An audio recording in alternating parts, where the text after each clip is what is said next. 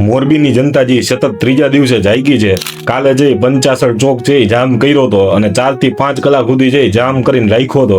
રાત્રે છે આ 8:15 છે એ દ્રશ્યો છે. રાતે પણ છે જામ છે એમનો મતો છે સનાડા સુધી છે ટ્રાફિક જામના દ્રશ્યો છે જોવા મળતા હતા. આ આદે છે મોરબી વાસીઓ છે જાગૃત બની ચૂક્યા છે.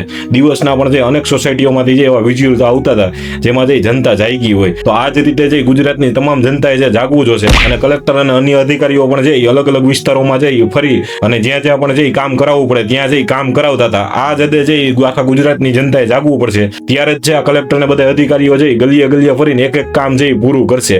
હકીકતમાં જે રીતે મોરબીની જનતા છેલ્લા 3-4 દિવસથી જાગી છે એમનો અંતરાત્મા જે રીતે જાગ્યો છે એ રીતે આખા ગુજરાતે છે અંતરાત્મા જગાવવો જોશે.